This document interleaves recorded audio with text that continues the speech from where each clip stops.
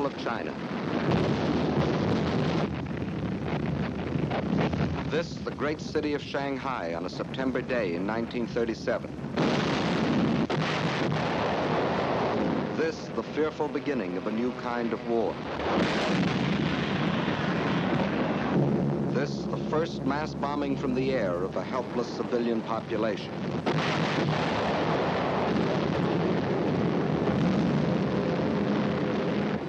Why?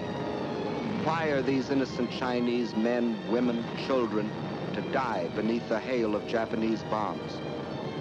To find the answer to this question, we must first understand something about China and Japan. And to understand China, 3 facts must never be forgotten. China is history. China is land. China is people. Chinese history goes back for more than 4,000 years. That's a long time. It was only 168 years ago that Washington crossed the Delaware. Only 452 years have passed since Columbus discovered America. It's 1,500 years since the world saw the fall of the ancient Roman Empire. 3,400 years have gone by since Moses received the 10 Commandments. 3,700 years have passed since the pyramids were built. But more than 4,000 years ago, the Chinese Empire was already in existence. And more important, so was the Chinese civilization, a civilization of art and learning and peace. Yes, China is history. And China is also land, more land than the entire continent of Europe, 1/3 larger than the United States, and rich in raw materials. This vast area consists of China proper and 4 outer provinces.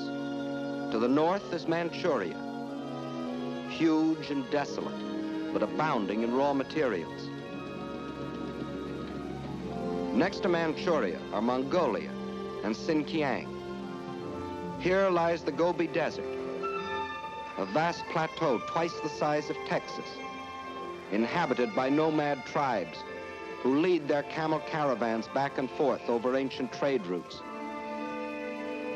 To the west is Tibet, the icy roof of the world, its borders encompassing the eastern end of the Himalayan mountains, the mystery land that few have entered. And from these vast mountains of the west rise the 3 great rivers. The northernmost of these is the Huanghe, the Yellow River. Far to the south flows the Sikiang, the Pearl River, which enters the sea past the great ports of Canton and Hong Kong. But the greatest river of all is the one that flows between, the Yangtze, winding for 3,000 miles through the heart of China, bringing fertility to the good earth, and bearing upon its broad waters half the commerce of China. Yes, China is land, next to Russia, the largest country in the world. But most important, China is people, 450 million of them.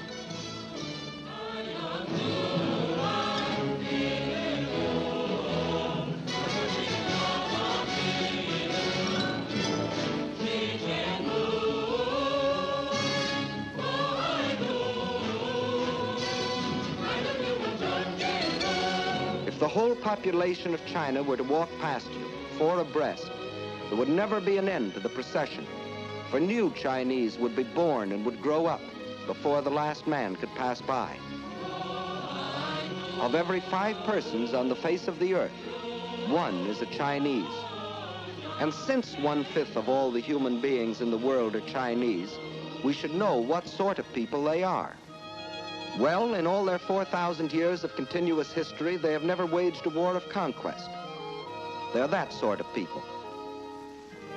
They developed the art of printing from movable type. They invented the mariner's compass, without which no ocean could be crossed.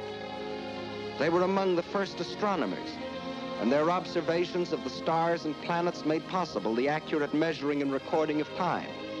They are that sort of people. And why do we call our dishes China? Because the Chinese invented the art of making porcelain. And as we all know, they invented gunpowder, not as a weapon of war, but to celebrate their holidays and religious festivals. And it was one of China's great philosophers who, 500 years before the birth of Christ, gave mankind these words: "What you do not want done to yourself, do not do to others." They are that sort of people, enriching the world in which we live. Yes, China is incredibly old, incredibly big, incredibly populous. Yet it was until recently a land with which few of us concerned ourselves. But now a great change has taken place. China is now our fighting ally, or more accurately, we are China's. For China has been fighting our enemy, Japan, for 7 long years. Why is this? Why have the Chinese, who in all their 4,000 years of history had never waged an aggressive war, been forced to fight and die by the millions? Because China is land, 4 million square miles of it. And because China is people, 450 million of them. And because Japan had a plan to use them both. That plan was finally stated in the Tanaka Memorial, a blueprint for world conquest, formulated in 1927 by Baron Gishi Tanaka, the Japanese foreign minister. In order to conquer the world, we must first conquer China. Here was their mad dream. Phase 1, the conquest of Manchuria for raw materials. Phase 2, the absorption of China for manpower, piece by piece, so as not to arouse the rest of the world. Phase 3, a triumphant sweep to the south to seize the riches of the Indies. Phase 4, the eastward move to crush the United States. One fact was obvious. China was to be the giant back on which Japan would ride to world conquest, just as Russia was to be enslaved for German use. But how was it possible for Japan, only 1/20th the size of China, and with only 1/6 its population, to think of conquering China, much less the world? There were 2 main reasons for this. In the first place, modern China, in spite of its age-old history, was like the broken pieces of a jigsaw puzzle, each piece controlled by a different ruler, each with his own private army. In modern terms, China was a country, but not yet a nation, while Japan was a united, well-knit, highly regimented military dictatorship. Second reason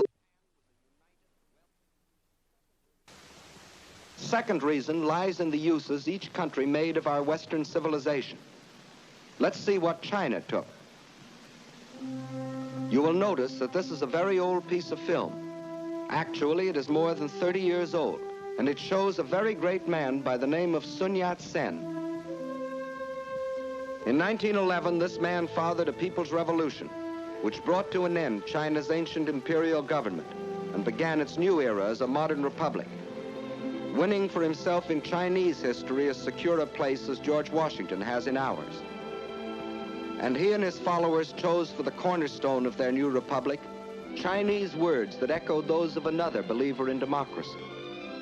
Government of the people, by the people, for the people. And to make these principles become reality, they built more schools and colleges. They established scholarships so that their young men and women could go forth to the universities of America and Europe and bring back to their own country other Western ideas. And this new generation returned to China with new techniques of industry, architecture, science, medicine. They built more hospitals to free their people from the blight of disease. They introduced compulsory education. They laid down as essential 2 of the 4 freedoms for which we fight today: freedom of expression and freedom of religion. In 1925, Sun Yat-sen died, but his disciples, led by Chiang Kai-shek, carried on his monumental work.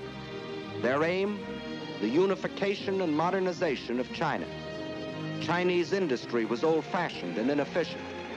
Transportation was slow and inadequate. But now railroads began to link the great seaports and river harbors with the inland cities. A network of highways began to stretch beyond the railroad lines into the deep interior. After leaving them untouched for centuries, China was beginning to use her vast store of raw materials.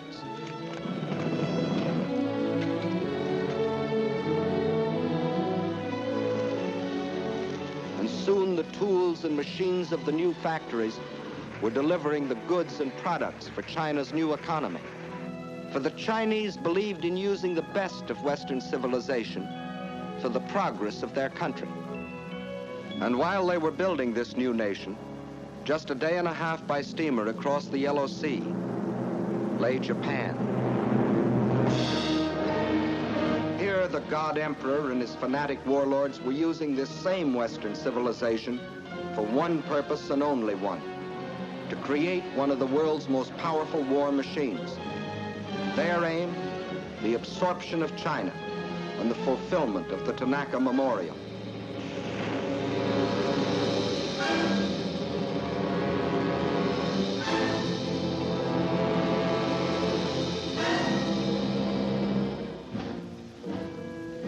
For years, Japan had deliberately copied military weapons and industrial techniques discovered in other countries. For years, Japan, under the pretext of lacking raw materials for industry, had been buying in every corner of the world materials not only to build this war machine, but materials which could be stored to feed it in the war of conquest they were planning. For years, while other nations were trying to outlaw war by reducing armaments, Japan was feverishly and secretly building a modern army, a modern navy, a modern air force to strike its infamous blow at the civilized world. And we all now know about the islands in the Pacific that Japan fortified in violation of all international treaties. These were the reasons why it was possible for Japan, only 1/20th the size of China, and only 1/6 the population of China, to think of conquering China as the first step to world conquest. And as you have seen, in 1931 they embarked on phase 1, the occupation of Manchuria. The small bonfire that the Japanese lit in Manchuria was to grow and spread with uncontrollable fury until the entire world was aflame.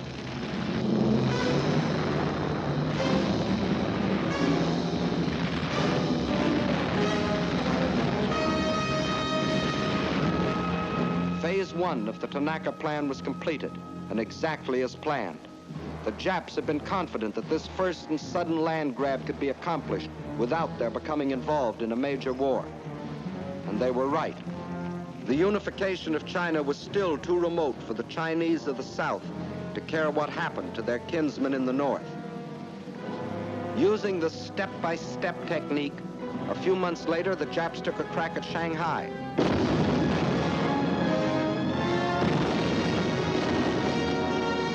Chinese resistance was so great they hastily called that deal off, waited another year, and then struck in the north again, carving the province of Yehol out of China proper.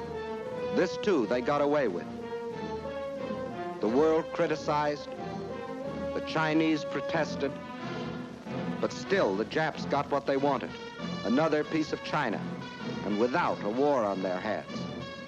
And to rule over Manchuria and Yehol, the Japs then set up a puppet government under their stooge, Henry Puyi, the Chinese quisling prince. But the leaders of New China remembered that in other centuries, other barbarians had invaded their country. The evidence still stood in the Great Wall, built by their ancestors more than 2,000 years earlier, and stretching for 1,400 miles across mountain and desert to protect themselves from the barbarians of the north. Of the Great Wall, it has been said that it is the only work of man which would be visible from the moon. But the Chinese knew that modern barbarians can't be stopped by a wall, however strong or high. They can't even be stopped by people, unless the people are united. And by 1937, the unification of China was making such progress the Japs got worried. The one weapon they could not permit China was unity. They would strike again before China could become a nation. This time it'd be a big bite. 5 more northern provinces out of the heart of China. At the United States Embassy in China as military attaché for a number of years was Colonel William Mayer. Let him tell you what happened. The first thing the Japs did was to prepare their usual fake alibi. This time it wasn't a damaged railway track, as it had been in Manchuria in 1931. A Jap soldier had disappeared. Obviously, he'd been kidnapped by the insolent Chinese. Once more, Japan's honor had been insulted. Once more, the insult must be avenged. So, on the night of July 7th, 1937, at the Marco Polo Bridge near Peking, the Jap war machine struck.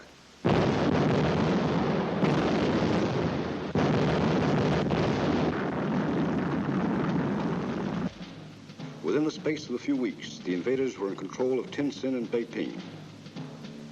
It looked as if the Japs were going to have another walkover.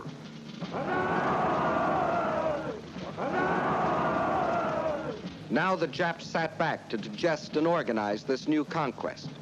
The peace-loving Japanese didn't want a war if they could get their land grabs without one. But this time they were in for a rude surprise. This time, instead of protesting or negotiating, the Chinese struck back. Come on! And not in the north, but at Shanghai, where the Japs least expected it.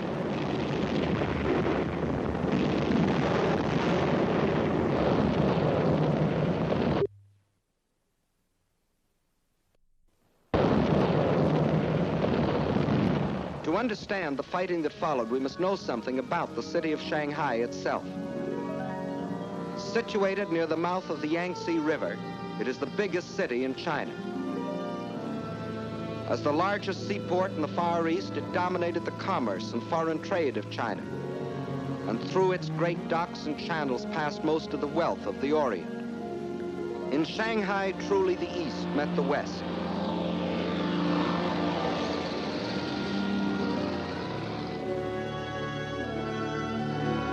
And within this city of 3.5 million Chinese was another city, the foreign settlement, made up of the French concession and the well-known international settlement.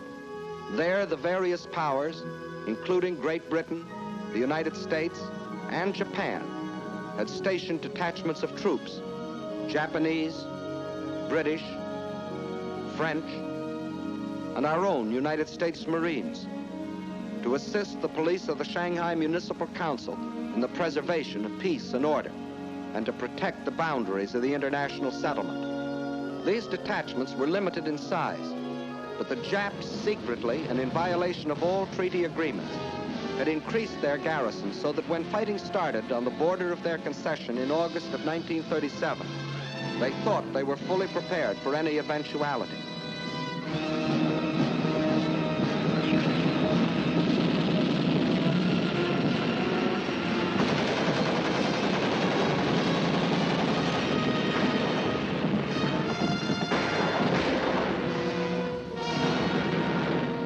The force of the Chinese counterattack almost drove the Japs into the Wangpu River. Backed up by the heavy guns of their warships, however, the Japs managed to hold out until reinforcements arrived. Jap landings were then made in the vicinity of the Wusong forts and in Luho and Lotien on the Yangtze River north of Shanghai. The Chinese drew back to positions 5 or 10 miles inland, where they could secure some protection from the heavy Jap naval gunfire.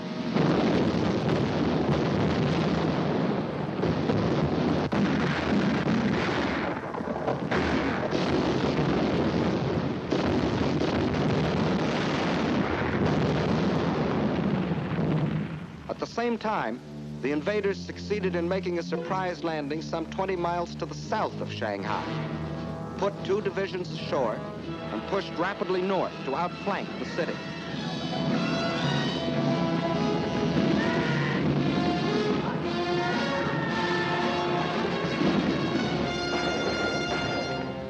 The Chinese position was thus made untenable, and a withdrawal was ordered to the west and to the south, toward Nanking and Hangzhou.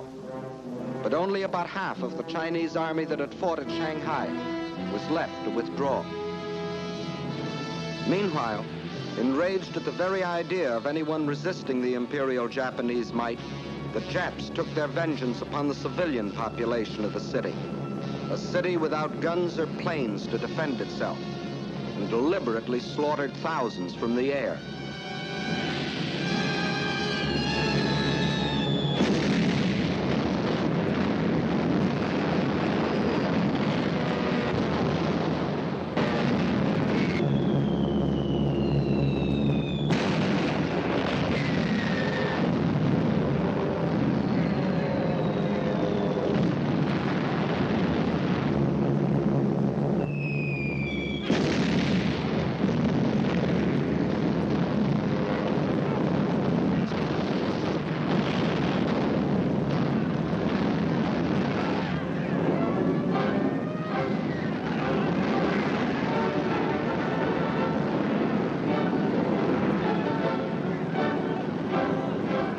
There was refuge inside the international settlement, where Japan was afraid to bomb the property and people of the foreign powers, just yet.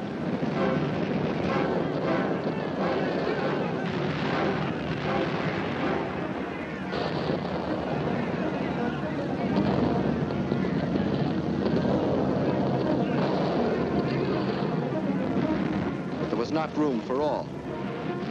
And for each who found safety inside, there were thousands huddled beyond the gates, standing helpless and undefended against the Jap attacks. There was no escape for these surging and panic-stricken people.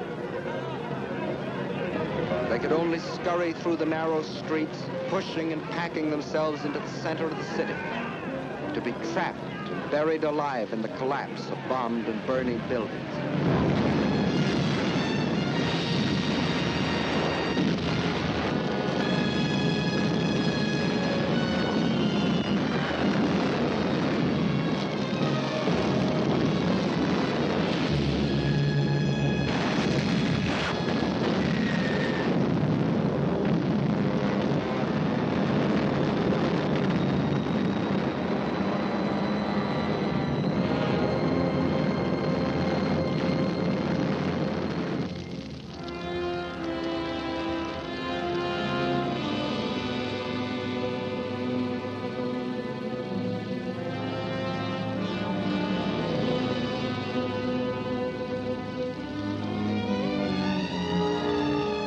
Thus, the Japanese introduced the world to a new kind of war.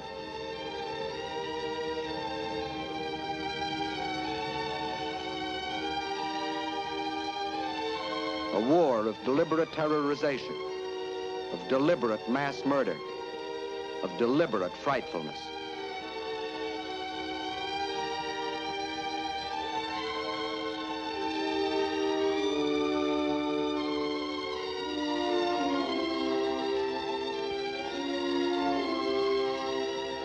When the campaign was over, the Japs occupied the entire peninsula east of Shanghai. Reorganizing rapidly, they then launched a coordinated drive on Nanking. One column pushed along the railroad while another swung further to the south. This column then split and continued its drive, hoping to cut off any possible retreat of the Chinese armies defending Nanking. It was here in the Yangtze that the blood-crazed Japs attacked an American gunboat, the USS Panay, despite its distinctive markings.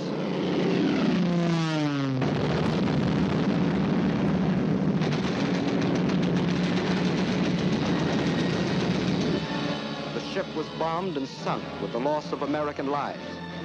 The first American warship to go to the bottom in this war. But officially, at least, this was a mistake, and the Japanese government apologized. Meantime, at Nanking, Chinese armies valiantly defended their city, which was the capital of the Chinese Republic.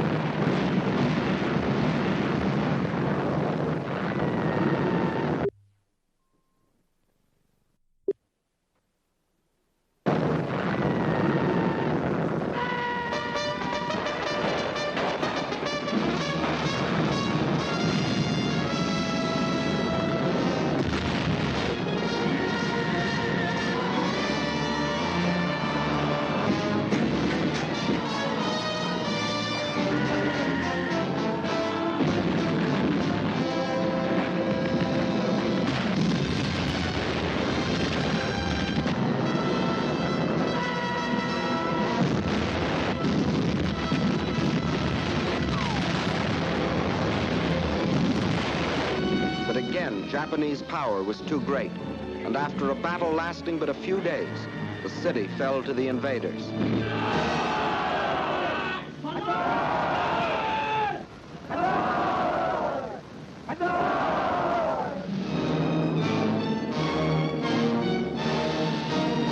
In their occupation of Nanking, the Japs again outdid themselves in barbarism.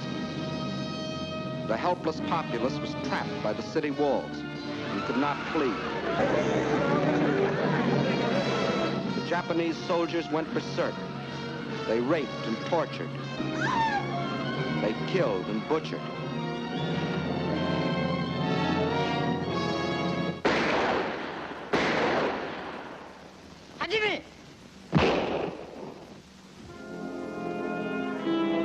In one of the bloodiest massacres of recorded history, they murdered 40,000 men, women, children.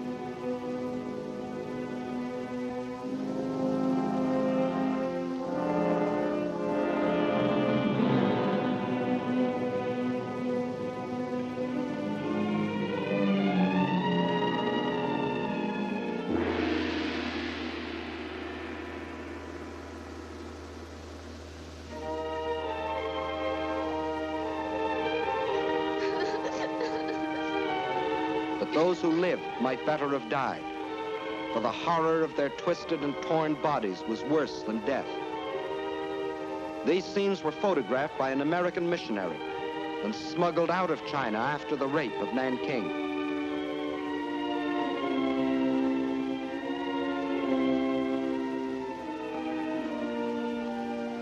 This nightmare of cruelty was all the more horrible because it was deliberately planned by the Japanese High Command to tear the heart out of the Chinese people once and forever.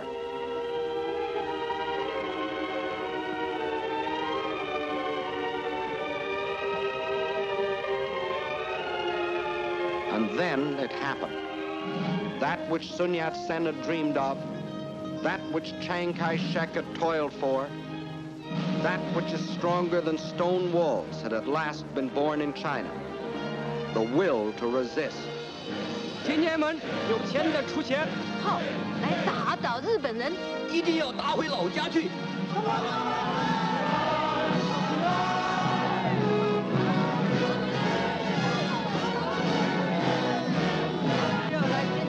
In their last bloody blow, the Japanese had accomplished what 4,000 years had failed to bring into being: a united China, an aroused China.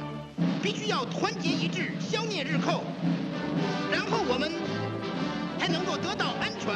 担着神圣救国的责任，应该贡献我们所有的力量，为求生存和独立而抗战，为反抗帝国主义而抗战，坚决抵抗，我们一天不息，让我们大家前进，反抗到底。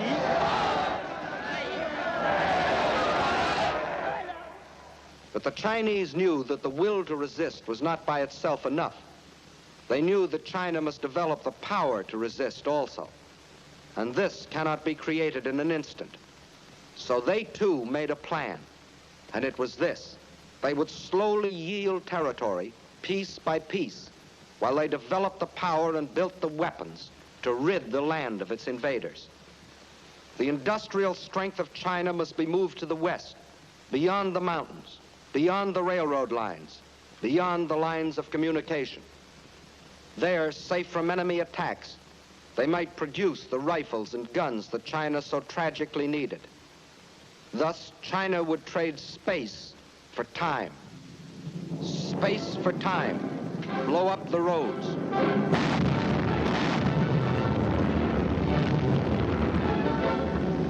Space for time.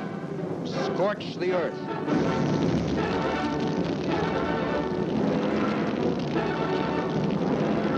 Space for time. Blow up the factory building. Leave nothing for the invaders. And then the people rose and moved, riding, walking, crawling.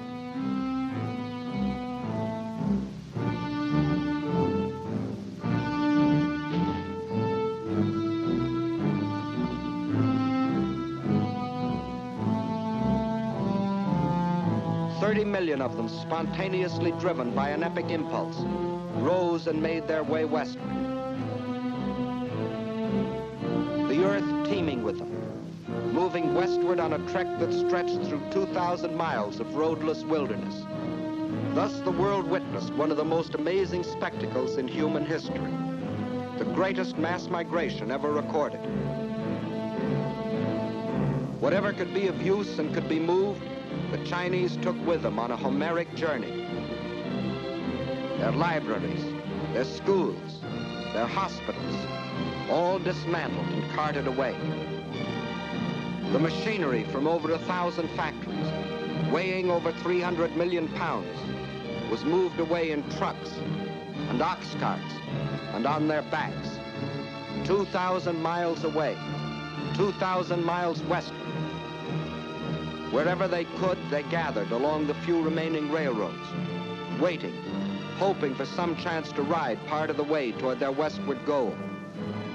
And when they had packed the last train with the last ounce of humanity and machinery, the tracks themselves were taken up, rail by rail, tie by tie, to be transported westward, to leave nothing for the enemy.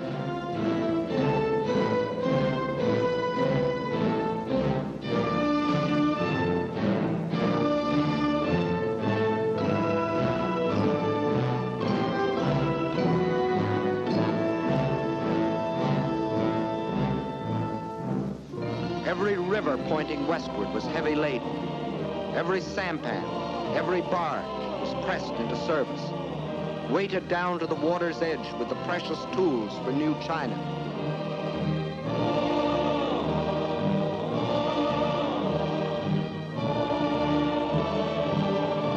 Nothing could stop them, not even the rivers that narrowed into mountain gorges. Westward with their loads of machinery, more precious than gold.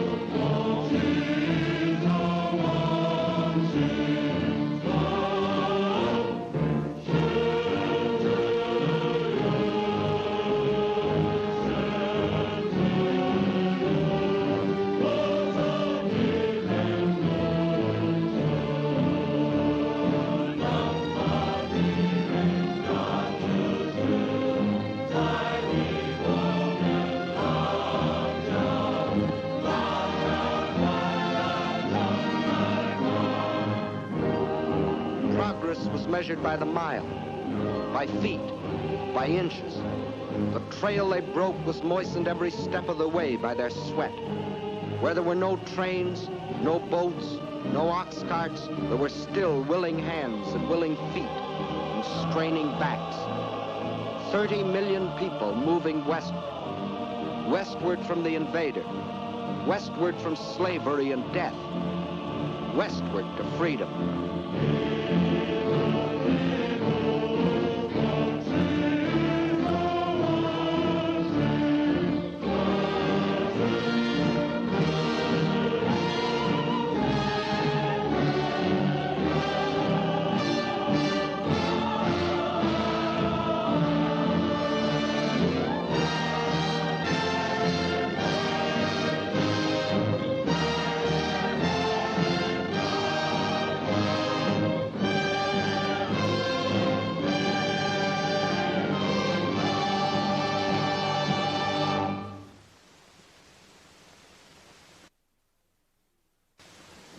Now in the free mountain lands of the West, ancient cities sprang into fresh and modern life. Chief of them all was the new capital of free China, Chongqing. Here on the cliffs high above the Yangtze River, the Chinese had reestablished their government. They knew, however, that the people of the city would not be safe from Jap air raids. The memories of Shanghai were fresh in their minds. And in the sandstone cliff on which the city is built, Thousands of workmen rushed the construction of enormous caves as shelters for the people and for the pitifully few machines, more important than life. To the Japs, Chongqing became the heart of the Chinese nation they were determined to conquer. Destroy Chongqing, and they would break the spirit of New China.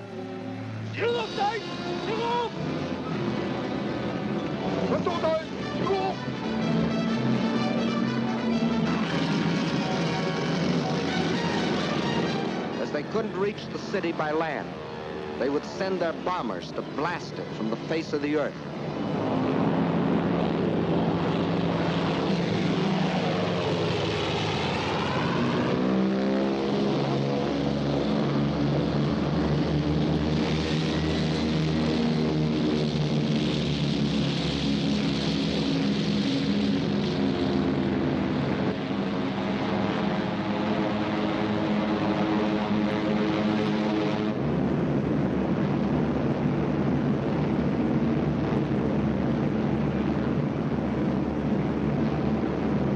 Against these Japanese armadas, slow and obsolete Chinese planes made a suicidal attempt to defend Chongqing.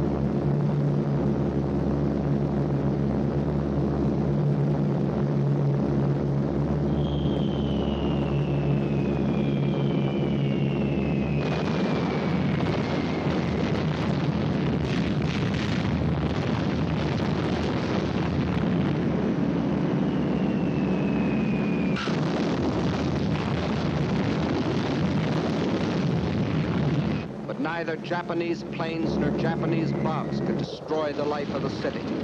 For not only the people, but the factories had gone underground, where the vital machines could operate by day and by night, safe from bombs and shrapnel.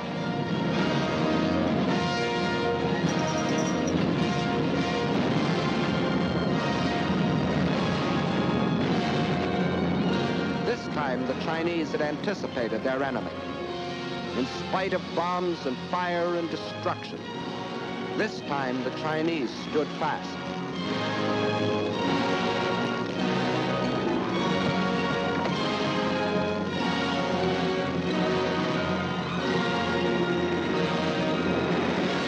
Flaming Chongqing became the symbol of their indestructible spirit.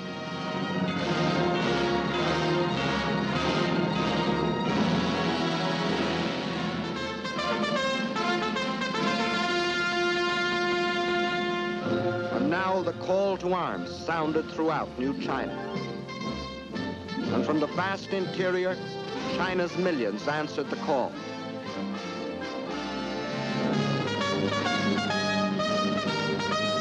They came from the south and from the north, from the east and from the west, to form a people's army. With a new faith in their hearts, men and women left their homes and farms to fight for something bigger now than each man's home, and each man's farm, and each man's life. They were fighting for New China.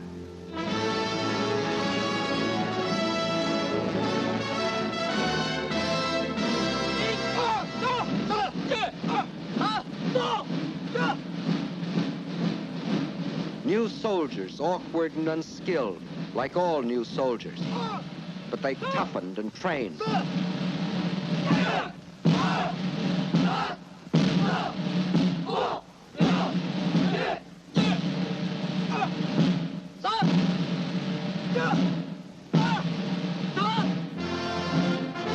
They learned the discipline and order of drill. They knew they must strike and strike hard. They learned to kill. The youth of China also came forward, training to care for the sick and the wounded. Girls joined their husbands, brothers, and sweethearts in uniform.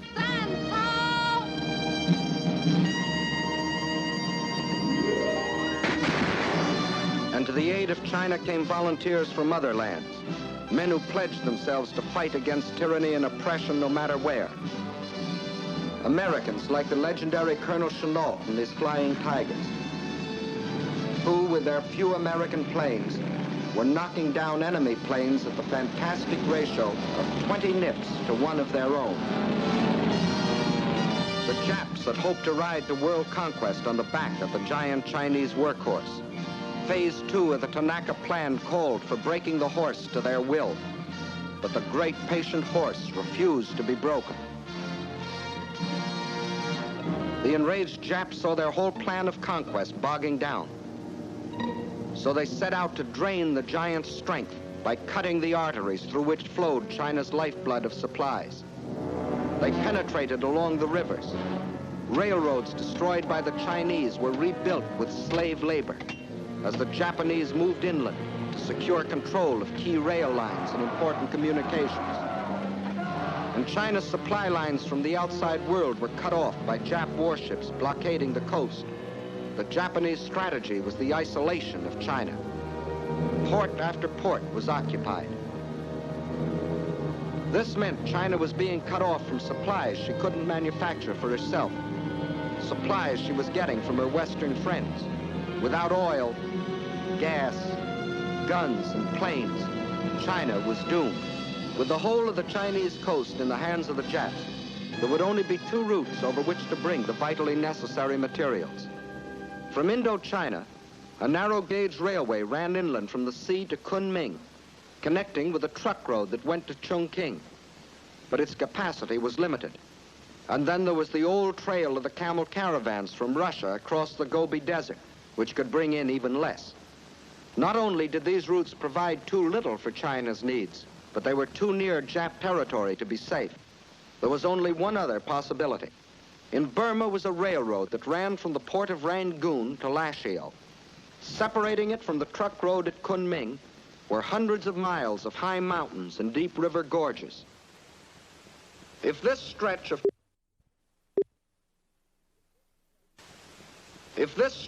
tortuous mountain trails could be replaced by a modern highway, where now only pack trains could pick their plodding way, China would have a practical supply route to Burma and the sea. Several internationally known firms of engineers were called in to do the job.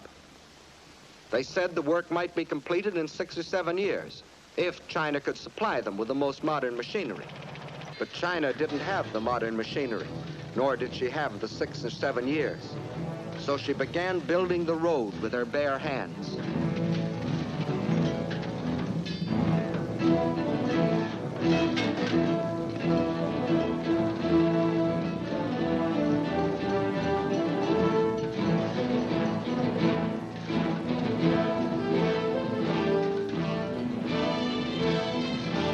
By thousands, by tens of thousands, by hundreds of thousands, they toiled at the back-breaking task of carving this desperately needed supply line out of the reluctant mountains.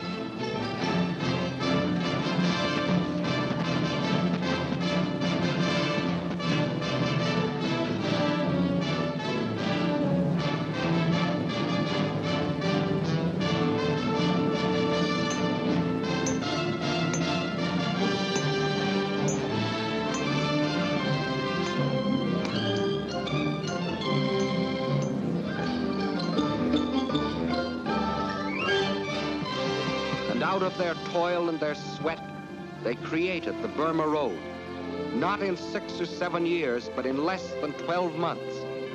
A monument to the new spirit, to the new China.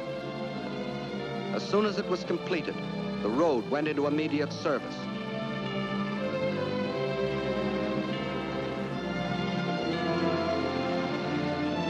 By thousands, the trucks shuttled back and forth between its terminals,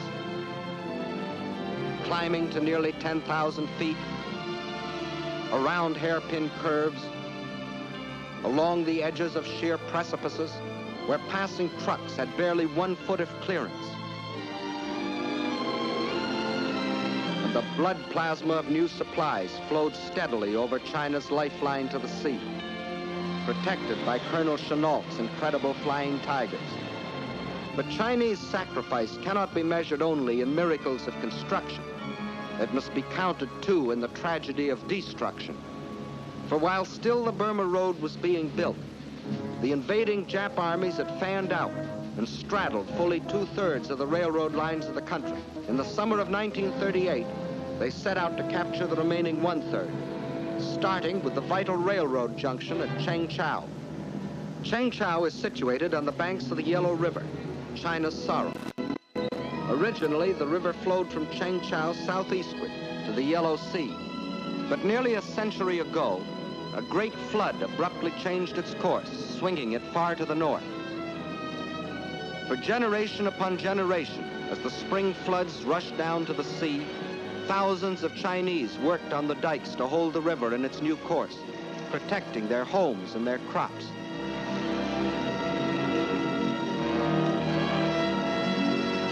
Now, as the Japs advanced on Chengchao, the Chinese blew up the southern dike of the Yellow River, thus loosing a flood between themselves and the Japs.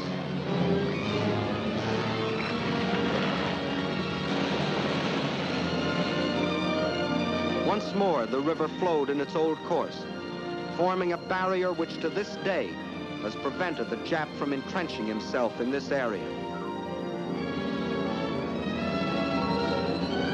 Thus, once more, with no thought of the human sacrifice or the material cost, the Chinese traded space for time.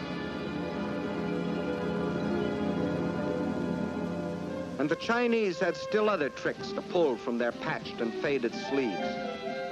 You will notice that this map of Jap conquests doesn't look like the military maps you have seen in the previous films. By all military standards, it should have looked like this, which is the way the Japs wanted it to look. But the Japanese were learning that the occupation of Chinese cities and control of Chinese rivers and railroads still was far from meaning the subjugation of China.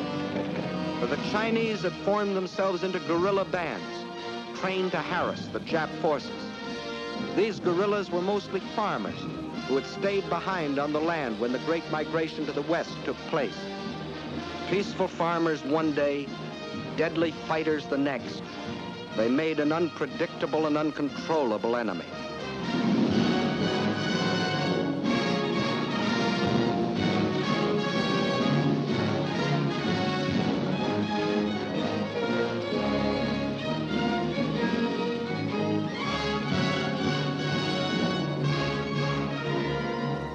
The Japs held the lines of communications, but in the pockets thus formed, these unconquerable guerrillas constantly sniped at the Jap invaders.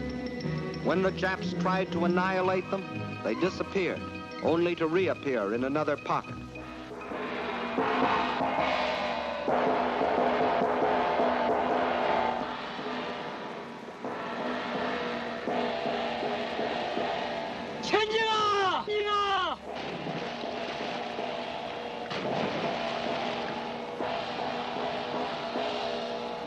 Attacking with speed and surprise, they ambushed enemy patrols.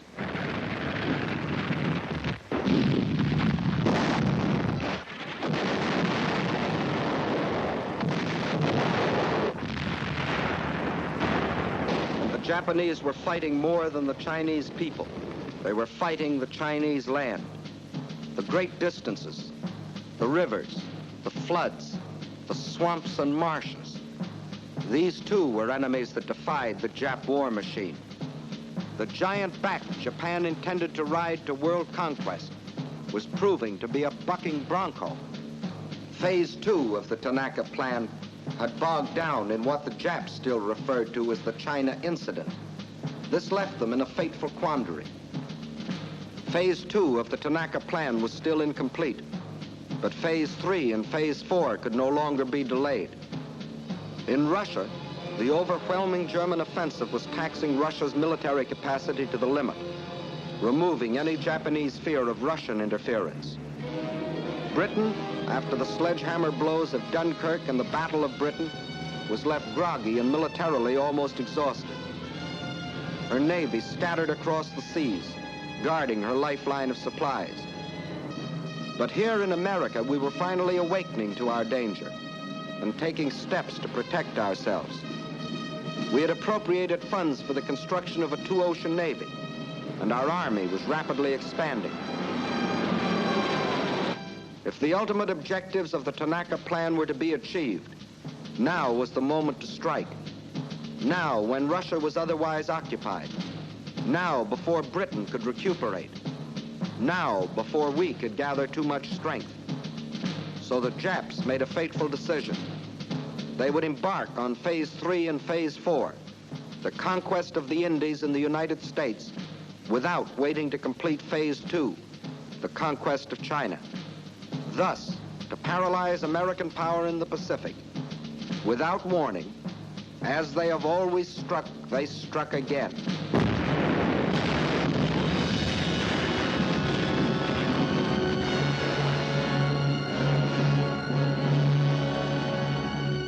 According to all the rules, China's position should now be greatly improved. For in her war with Japan, China now had fighting allies. Ourselves, the British, the Dutch. But it didn't work that way for China.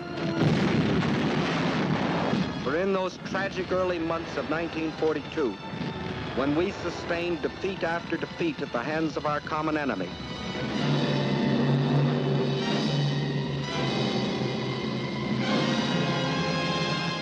China endured the worst setback of all. Out of our defeats, China lost the Burma Road.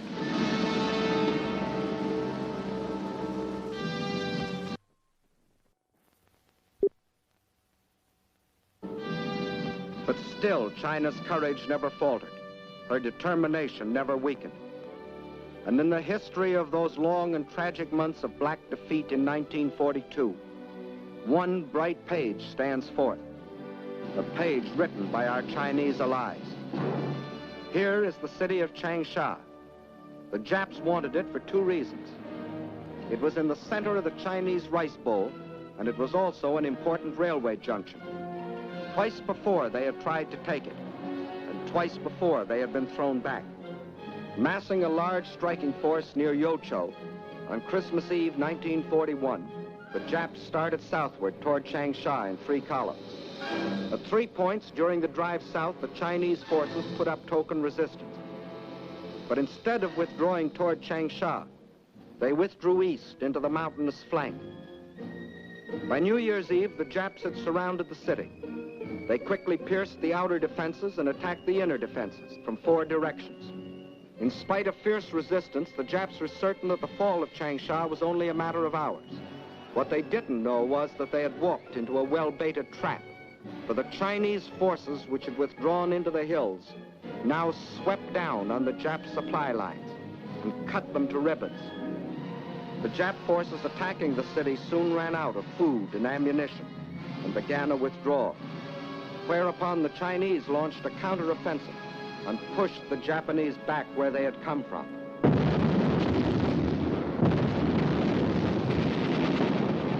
The Jap column was forced to run the gauntlet of continuous attack by the pursuing Chinese forces.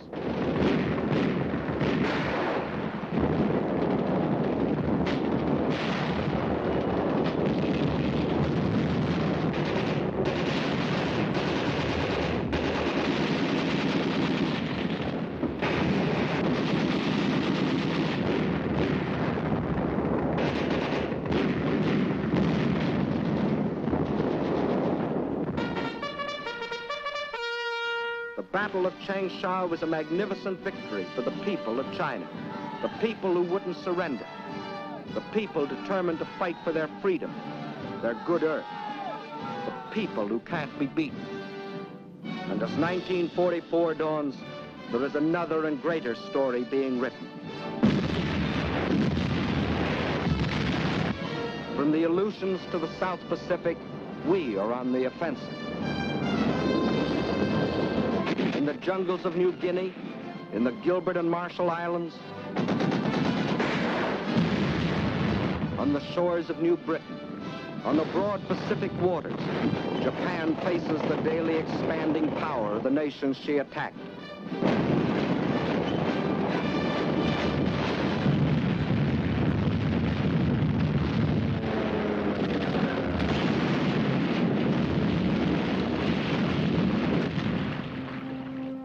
And in India, American, British, and Chinese forces are gathering strength under Lord Mountbatten for the liberation of China. For China's war is our war, and now her millions belong not only to United China, but also to the United Nations. Leader of our American forces is General Stilwell, who has the unique honor of being the Chief of Staff of all the Chinese Expeditionary Armies. Division after division of picked Chinese troops are being flown in our planes from China to India, where they are armed and equipped with the most modern American weapons. Trained and hardened to spearhead the coming drive against Japan. Through enemy-held territory in northern Burma, the new Lido Road is being pushed. Over mountains, through jungle and swamp, from India to China, to connect with the old Burma Road. In the jungle on either side, American and Chinese patrols protect the road and strike at the Japs. Their supplies and ammunition brought in by plane and parachute.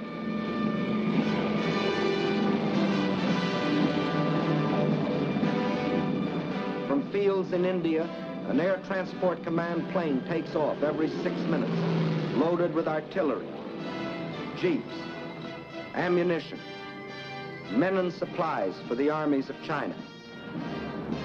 Over this Burma skyway, over this hump of mountains 16,000 feet high, more tonnage is being flown into China than was ever trucked in over the old Burma Road.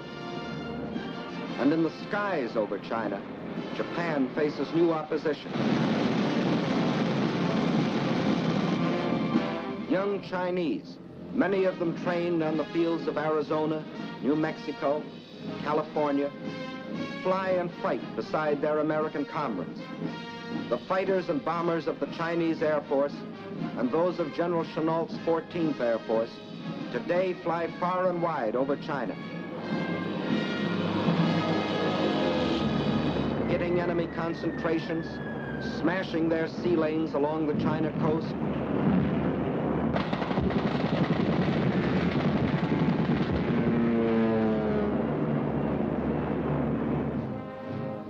The same people that moved a nation 2,000 miles, that built the Burma Road, are building airfields out of stones, mud, and patient, tireless hands.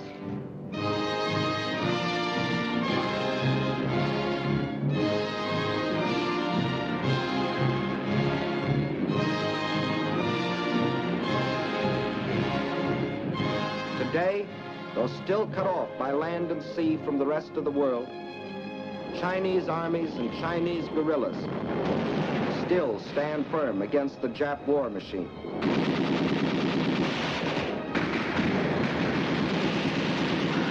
The oldest and the youngest of the world's great nations, together with the British Commonwealth, fight side by side in the struggle that is as old as China herself, the struggle of freedom against slavery, civilization against barbarism, good against evil. Upon their victory depends the future of mankind. We in China, like you, want a better world. Not for ourselves alone, but for all mankind. And we must have it.